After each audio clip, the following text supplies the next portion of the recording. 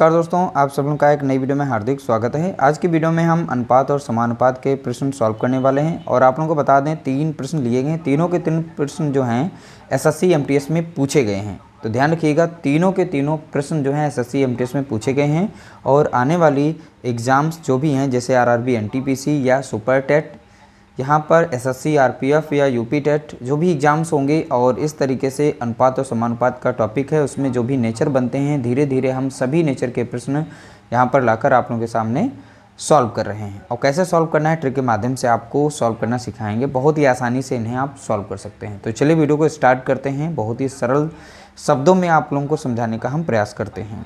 देखिए question number 1 दिया गया है, दो संख्याएँ 3:5 के अनुपात में हैं। यदि इन दोनों संख्याओं में से प्रत्येक में से 4 घटा दिया जाए तो नई संख्याएं 4:7 के अनुपात में होंगी। तो मूल संख्याओं में से सब छोटी संख्या ज्ञात कीजिए। देखिए कोई दो संख्याएं हैं जिनका अनुपात 3 यहाँ पर 5 दिया गया है। यदि दोनों संख्याओं में से 4 घटा दिया जाए तो नया अनुपात बन जाता है 4:5।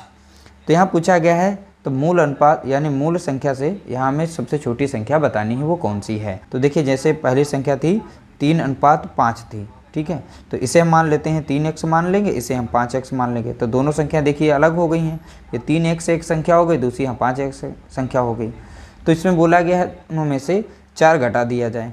तो जैसे अनुपात इस तरीके लिखा तो इसको हम ऐसे लिख सकते हैं 3x अनुपात में रहेगा 5x रहेगा। अब पहले में से हमें 4 घटा देना है तो 4 को घटाएंगे और दूसरे में से भी 4 को घटाना है तो 4 को यहाँ से भी घटा देंगे। उसके बाद इनका अनुपात चेंज होकर क्या बन जाता है तो 4 यहाँ पर 7 बन जाता है। अब क्रॉस गुणा कर देंगे इनका, तो इसमें गुणा करेंगे तो 7 यहाँ 21 हो जाएगा। कितना हो जाएगा 21 और साथ में लगा था x, 7 चौके कितना हो जाएगा तो आप बताएंगे यहाँ पर 28 हो गया। अब इस साइड में गुणा करेंगे तो 4 पंचे कितना हो जाएगा 20 हो जाएगा, ठीक है, x लगा तो x लगा देंगे और 4 चौके कितना हो जाएगा 16 हो जाएगा, ठीक है। x इसके साथ है, x यहाँ पर है तो 20x प्लस में है तो इधर आएगा माइनस में, यानी 21x से माइनस करेंगे 20x और बराबर इधर माइनस में 16 बचा है और ये माइनस में तो इधर जाएगा प्लस में 28 हो जाएगा, ठीक है, इस तरीके से।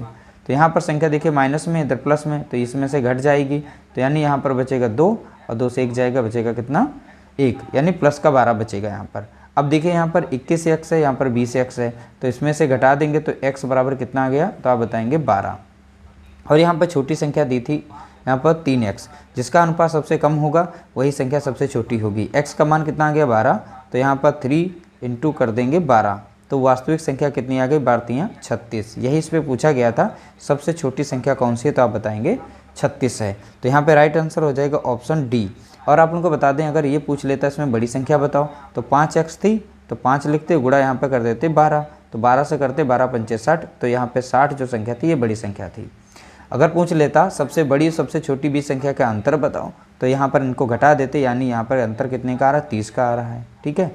दोनों संख्याओं का योग बताओ, ऐसे प्रश्न भी पूछा जा सकता था। तो 60 और यहाँ पर 36 को जोड़ते तो यहाँ पे 96 आंसर आ जाता। तो प्रश्न कैसे भी पूछा जा सकता है। तो अनुपात और समानुपात बहुत ही आसान है। अगर अनुपात में यहाँ पर जो भी संख्या है उनका अनुपात दिया गया, आप संख्याएं वास्तविक पता कर लेते हैं तो इस तरीके से छोटी बड़ी से संबंधित प्रश्न बनाए जा सकते हैं। अगला प्रश्न दिया गया 24।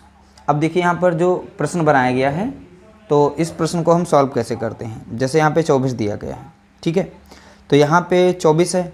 अब यहाँ पे 24 नहीं था लेकिन अब हमें 24 लग रहा है तो लेकिन यहाँ पे है 2400। ध्यान रखिएगा यहाँ पर कितना है 2400, यहाँ पे 0 मिस्टेक हो गई है। तो यहाँ पे 2400 को 3 बच्चों में इस अनुपात में बांटा गया, 2:3:3 के अनुपातों में बांटा गया है। सबसे कम हिस्सा ज्ञात कीजिए, यानी सबसे कम हिस्सा किसको मिला है। देखिए जिसका अनुपात सबसे कम होगा हिस्सा उसका सबसे कम होगा।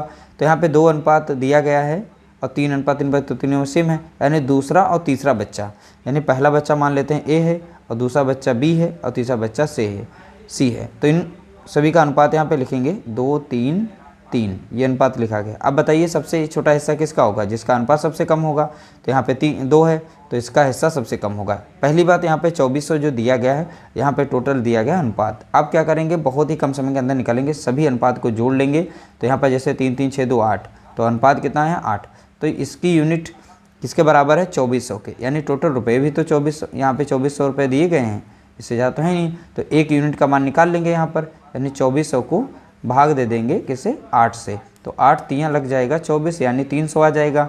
तो वो 1 यूनिट का मान कितना हो गया 300। ठीक है, अब यहाँ 2 यूनिट का मान कितना हो जाएगा, तो इसमें हम 300 से गुणा कर देंगे। तो भाई इसमें करेंगे गुणा, तो 3 दूना कितना हो जाएगा 600। कितने से गुणा करेंगे, 1 यूनिट का मान 300 है, तो 2 यूनिट का पूछा गया, तो 2 गुणे 300 नहीं हो जाएगा यहाँ पर। तो 300 हो जाएगा तो कितना निकल के आएगा, तो आप बताएंगे 600।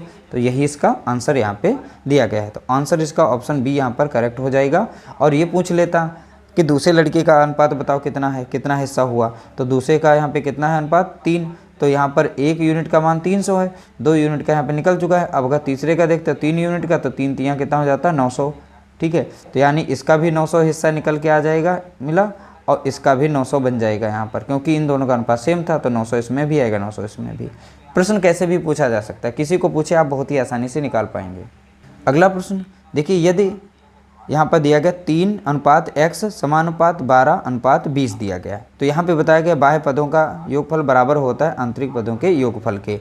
तो बाहर का गुणा करेंगे, 3 गुणा करेंगे 20 यहाँ पे था, और बीच का कितना हमारा दिया गया है बराबर में, यहाँ पर x गुणे 12 कर देंगे। तो x का मान कितना हो जाएगा, यहाँ पर 3 गुणे 20 करेंगे और 12 से यहाँ पर भाग दे देंगे। 3 एकम 3 कटेगा, 3 चौके 12 और 4 एकम 4, 4 पंचे 20। तो x बराबर कितना आ जाएगा 5 आ जाएगा।